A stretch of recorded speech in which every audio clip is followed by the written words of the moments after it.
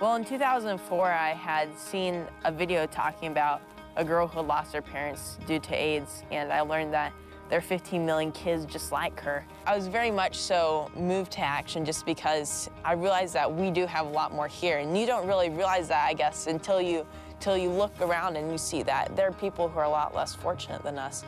As a 9-year-old, I didn't know what I could do to make a difference, and we kind of looked around and there was nothing for kids to do.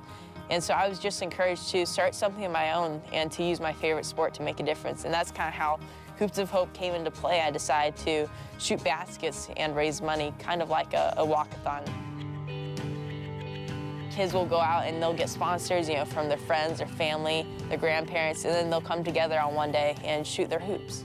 That very first event, it was just me shooting hoops. And I had found out that every 14 seconds, another one of these children is orphaned because of HIV and AIDS. And I learned that 2,057 kids are actually orphaned during my school day. So that's how many shots I decided to shoot that day, was 2,057. And I hope to raise that much money as well. And it turns out that I raised about $3,000 that very first year. After I had done that first event that first year, I realized that a lot of other kids would want to participate. Pretty soon the idea caught on.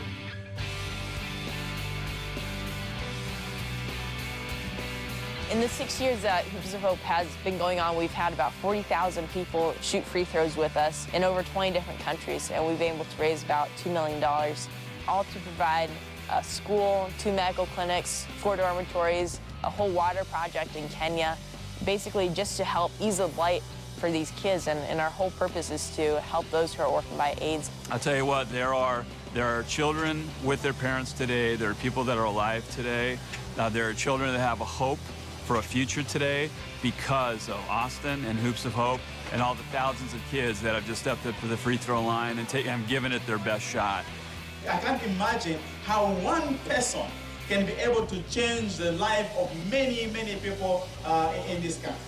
A big thank you to Hoops of Hope for saving the people of Snazongwe, for saving life for the Zambians, for saving life for the majority in this area.